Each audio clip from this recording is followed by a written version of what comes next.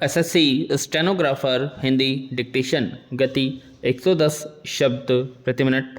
Be ready. 3, 2, 1 start. Jammu Kashmir के मुख्यमंत्री फारूक अब्दुल्ला का कहना है कि उनकी सरकार की पहली प्राथमिकता यह होगी कि पाकिस्तान द्वारा आयोजित आतंकवाद के कारण घाटी में विस्थापित हिंदू भाइयों को वापस बुलाया जाएगा। 60 वर्षीय राजनीतिज्ञ शेख अब्दुल्ला ने विस्थापित हिंदू भाइयों को वापस लाने की प्रतिज्ञा कर ली है। संयुक्त मोर्चा सरकार द्वारा जम्मू कश्मीर को स्वायत्तता दिए जाने से संबंधित एक सवाल के जवाब में बतलाया कि यह सब कार्य केंद्र सरकार से होने वाली बातचीत पर निर्भर करता है।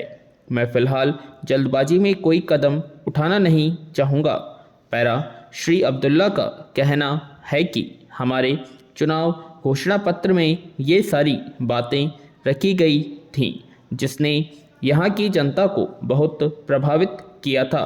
घाटी में पुनः शांति बहाल हो, इस बात का भी ज़्यादा से ज़्यादा प्रयास किया जाएगा। यहाँ की जनता जो प्रभावित हुई है, उनकी आर्थिक स्थिति को सुदृढ़ किए जाने का पूरा प्रयास किया जाएगा। हालांकि यह चुनौती भरा कार्य है। उनके घर और उनकी संपत्ति निश्चित रूप से उन्हीं ही मिलना चाहिए और बेरोजगार लोगों को रोजगार के अवसर दिए जाएंगे। उन्होंने दावा किया है कि 3 वर्षों के अंदर सभी शिक्षित बेरोजगारों को नौकरी दे दी जाएगी। पैरा। उन्हें केंद्र सरकार पर भरोसा है कि अपनी जनता से किए गए वायदों को वह पूरा करने में मदद करेगी। श्री अब्दुल्ला को यह पता है कि चुनौतियां बहुत कठिन है जहां तक पाकिस्तान का संबंध है। मैं समझता हूं कि उसने अभी तक अप्रत्यक्ष युद्ध नहीं छोड़ा है। उन्होंने इस बात की आवश्यकता पर बल देते हुए कहा कि आतंकवादियों से निपटने के लिए अधिक सुरक्षा बल की आवश्यकता पड़ सकती है। उनका कहना यह है कि वह आतंकवादी जिन्होंने आत्मसमर्पण किया है, उन्हें माफ़ी दे दी जाएगी।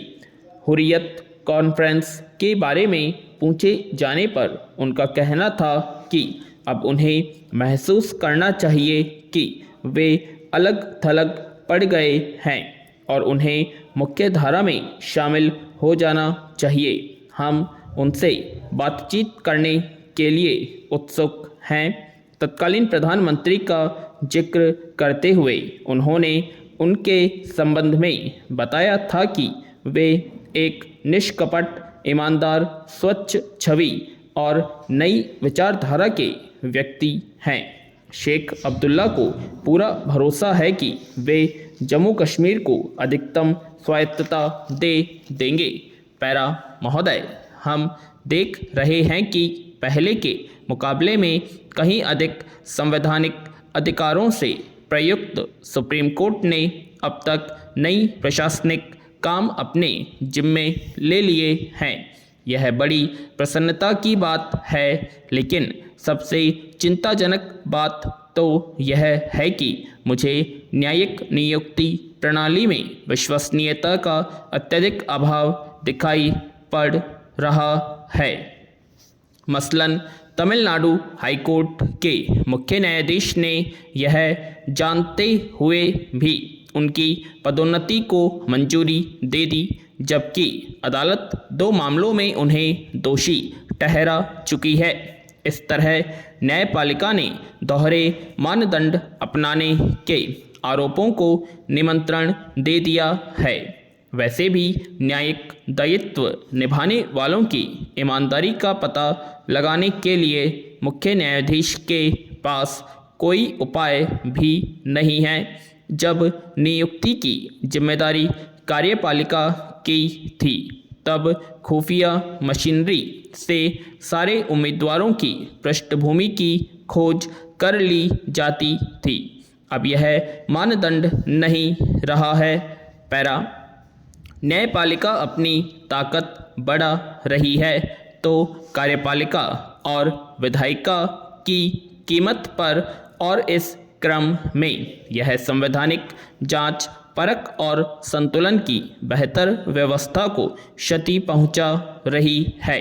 भ्रष्टाचार के लगातार उभर रहे मामले ने इस मुद्दे पर होने वाली राजनीतिक पहल को रोक कर रख दिया है। न्यायिक सक्रियता को लेकर संसद का विशेष सत्र बुलाने या उस पर लगाम लगाने के लिए संविधान में संशोधन की सारी कोशिश नाकाम रही है। ताज़ा प्रस्ताव एक ऐसे संविधान में संशोधन का है जिसके द्वारा नेताओं को भ्रष्टाचार निरोधक कानून के दायरे से बाहर ले आने की बात है।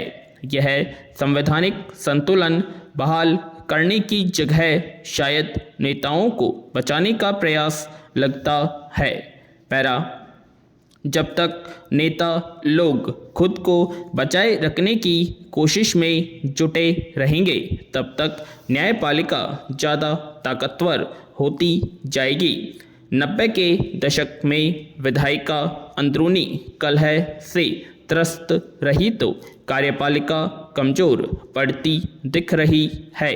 इन स्थितियों ने न्यायपालिका को जिहादी की भूमिका अख्तियार कर लेने का रास्ता साफ कर दिया है कि अब न्यायालय के फैसलों पर पिट रही तालियों के बीच उसके सर्वशक्तिमान बन जाने के खतरे को नज़रअंदाज नहीं किया जा सकता।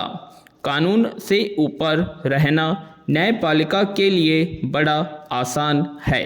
इसके लिए उसे कानून की व्याख्या अपने मकसद से करने भर की ज़रूरत है। पैरा, महोदय, यहाँ पर मानव अधिकार के बारे में चर्चा हो रही है।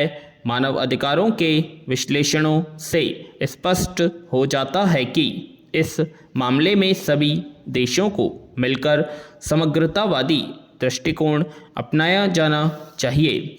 मेरे विचार से केवल राजनीतिक, सांस्कृतिक या सामाजिक अधिकारों में से किसी एक को ही तरजीह देने से समस्या नहीं सुलझाई जा सकती। हम इतिहास के मुकाम पर पहुंच चुके हैं। वहां तक यह कतई नहीं कहा जा सकता है कि केवल राजनीतिक अधिकार मिल जाने से बाकी अपने आप हो जाएगा। यह असंभव लगता है क्योंकि राजनीतिक आर्थिक अधिकार घनिष्ठ रूप में एक दूसरे से जुड़े होते हैं। हम आमतौर पर मानते हैं कि प्रजातांत्रिक व्यवस्था में कभी अकाल की स्थिति निर्मित नहीं हो सकती है। दूसरी तरफ मलेशिया के अनुभव से यह सिद्ध हो जाता है कि तेज रफ्तार से आर्थिक प्रगति के लिए आवश्यक नहीं है कि राजनीतिक आज़ादी या बुनियादी सांस्कृतिक अधिकारों में हर प्रकार से कटौती कर बैठे। मूलतः ऐसा नहीं कहा जा सकता है कि मलेशिया के अंदर स्थितियां बिल्कुल आदर्श हो गई हैं। वहां सार्वजनिक जिम्मेदारियों की कमी हो गई है। श्रेष्ठी वर्ग का वर्चस्व हो गया है। पुरातन पंथी राजनीतिक संस्कृति से संबंधित अनेक तरह के बंधनकारी कानून कायदे प्रचलित हैं। यह बात सही है कि कमोबेश 4 दशक की अवधि में मलेशिया द्वारा अपने अधिकारों की हिफाजत करने के लिए प्रयास किया जाता रहा है। पैरा, महोदय, दूसरी तरफ मलेशिया ने विश्व राष्ट्रों के सहयोग के बिना अपने अधिकार को अमेरिकी अडंगेबाजी के बावजूद हासिल करने की बहुत कोशिश की गई है। अमेरिका सहित पाश्चात्य शक्तियां कभी यह नहीं चाहेंगी कि एशिया प्रशांत क्षेत्र के आर्थिक रूप से गतिशील देश उनके वर्चस्व को चुनौती देने की स्थिति में आ जाएं। इसका जवाब देने के लिए इस क्षेत्र के लोगों को वैश्विक सूचना तंत्र की धमनियों तक पहुंच का अधिकार देने के लिए मांग